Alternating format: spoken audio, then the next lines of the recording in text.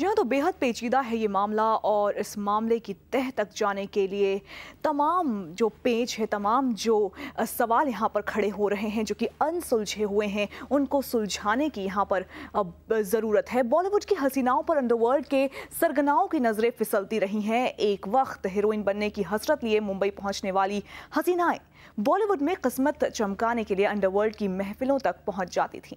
ये सिलसिला पुराना है, लेकिन इसकी शुरुआत मंदाकिनी और माफिया सरगना दाऊद इब्राहिम के संबंधों से हुई थी। रोमियो, ओह रोमियो।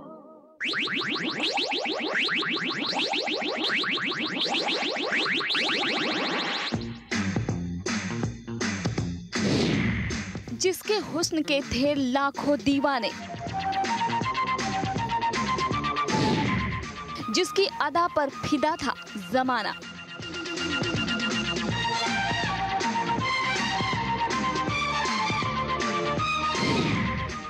रुपहले पर्दे की थी वो सबसे बड़ी सनसनी।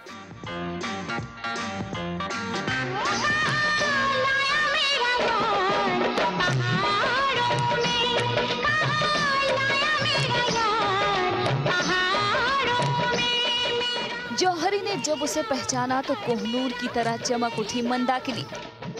मशहूर फिल्मकार राजकुमार ने यास्मीन खान में हुस्न और अदा का बेमिसाल रूप देखा। जब उसे मंदाकिनी के रूप में रुपहले पर्दे पर उतारा तो दर्शक दीवाने हो उठे।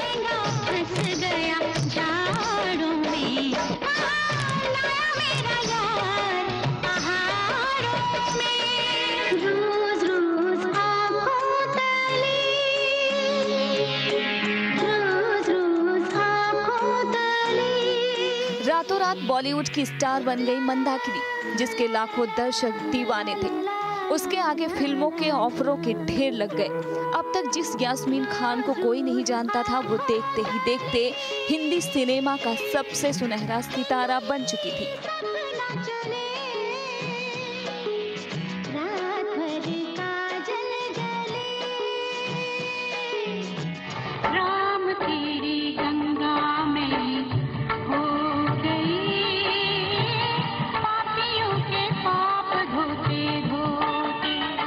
राम तेरी गंगा मैली के बाद मंदाकिनी ने उस वक्त के तमाम जाने माने हीरो के साथ फिल्में की। उसके चाहने वालों की संख्या आसमान छूने लगी।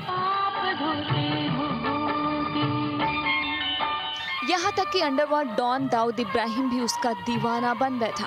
जिसका नाम सुनकर आम इंसान में डर की झुरझुरी दौड़ जाती थी, वही मंदाकिनी के कदमों में था। मंदाकिनी के जलवों ने दाऊद को अपना दीवाना बना लिया।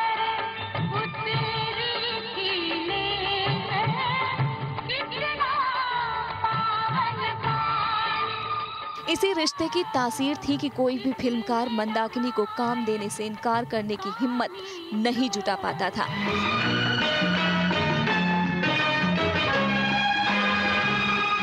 मंदाकिनी के आगे फिल्मों के ढेर लग गए। मंदाकिनी ने उस वक्त के तमाम बड़े स्टारों के साथ काम किया। क्या जितेंद्र, क्या मिथुन, क्या संजय दत्त और क्या दूसरा स्टार। मंदाकिनी हर किसी के साथ फिल्मी पर्दे पर दिखी।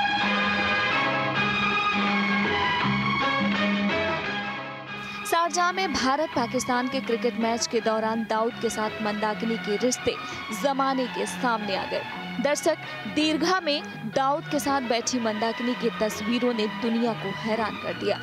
ग्लैमर और क्राइम की दुनिया के इस कॉकटेल का नशा ऐसा ही था कि बाद में चलकर ये एक ट्रेंड सा बन गया। बहरहाल दाऊद और मंदाकिनी के रिश्ते कई साल तक चले। कहते हैं कि दुनिया के मोस्ट वांटेड डॉन की माशूका बनकर मंदाकिनी कई साल तक दाऊद के साथ दुबई में रही। इसी बीच दोनों के रिश्तों को लेकर कई तरह की कहानियां बनती रही। लेकिन साल 1995 में ये रिश्ता खत्म हो गया। हालांकि ये अब तक रहस्य है कि दोनों का रिश्ता किस मोड़ पर जाकर खत्म हुआ। लेकिन मंदाकिनी ने बाद में एक बुद्धिस्ट संत कग्यूर रिम्पोचो से शादी कर मुंबई में अपना घर बसा लिया। मंदाकिनी का एक बेटा और एक बेटी है और वो एक तिब्बती हर्बल सेंटर चलाती हैं। तमाम चर्चाओं और विवादों में घिरी मंदाकिनी ने तन्हाइयों में आगे के जीवन की शुरुआत की। ब्यूरो रिपोर्ट, महुआ न्यूज़।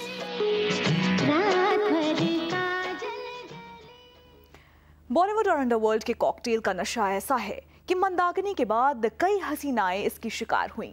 उन्हें होश तब आया जब उनकी खुद की जिंदगी तबाह हो चुकी थी। रातां दी नींद गवाई ओ दिन दा चैन गवाया, रातां दी नींद गवाई ओ दिन दा चैन गवाया। बॉलीवुड का अंडरवर्ल्ड से नाता है पुराना। गानी केड़े सुने यारे तो कड़ाई कोरी हसीनाओं के हुस्न का अंडरवर्ल्ड है दीवाना। तू पाया निकी दा ना लिखाया निकी ने दस पीछे ला लई। बॉलीवुड स्टार्स हैं अंडरवर्ल्ड के गुलाम।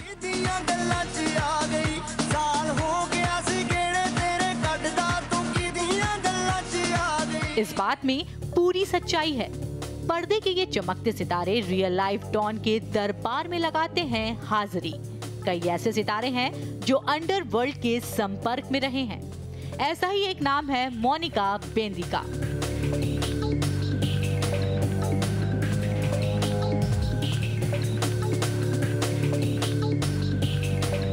खूबसूरत बेमिसाल हुस्न की मालकिन मोनिका बेंदी कई फिल्मों में काम किया मगर नाम नहीं कमा पाई। इंसान को जब मंजिल नहीं मिलती तो उसके कदम लड़खड़ाने लगते हैं, भटकने लगते हैं। यही हुआ मोनिका बेंदी के साथ।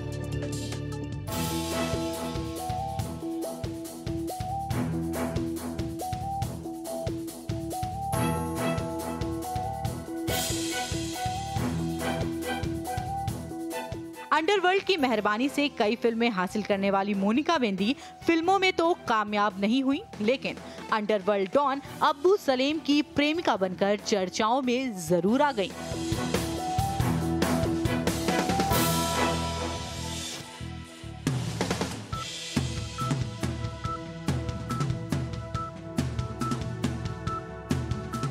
कहते हैं अब्बू के आतंक से फायदा उठाने की नीयत से ही मोनिका उसके संपर्क में आई, क्योंकि बॉलीवुड के इस दस्तूर को वो जानती थी कि डॉन के जरिए बॉलीवुड का रास्ता बहुत आसान है।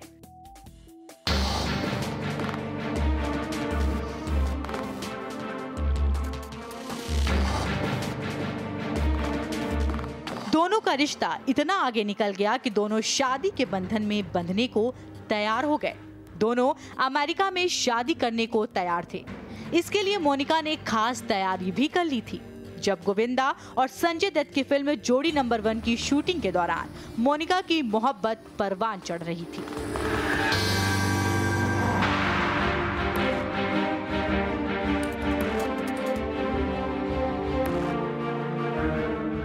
मोनिका अक्सर अब्बू से मिलने पाकिस्तान जाया करती थी। अब्बू सलेम अपनी माशूका मोनिका को बेशकीमती तोहफों से लाद दिया करता था।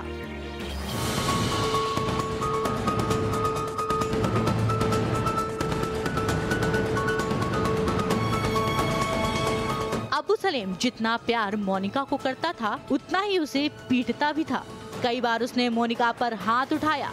ये सारे जुल्म सहने के बाद भी मोनिका उससे प्यार करती थी।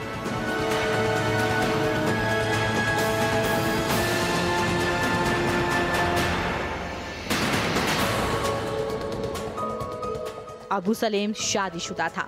उसकी बीवी का नाम समीरा था। ये सब जानते हुए भी मोनिका ने अब्बू से रिश्ता जोड़ा। यही नहीं, समीरा और मोनिका एक दूसरे से मिल भी चुकी थी। दोनों के बीच रिश्ता सगी बहनों जैसा था।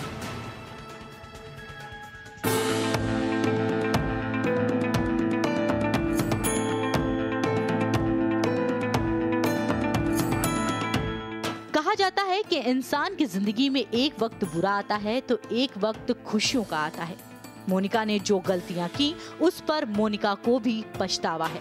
उस काली अंधेरी दुनिया से निकलकर मोनिका एक बेहतर खुशहाल जिंदगी जी रही हैं। और जो अपना करियर अब्बू सलेम के चक्कर में आकर बर्बाद कर दिया था, उसे संवारने में फिर से जुट गई हैं। ब्यूरो रिपोर्ट, महुआ न्यूज, दिल्ली।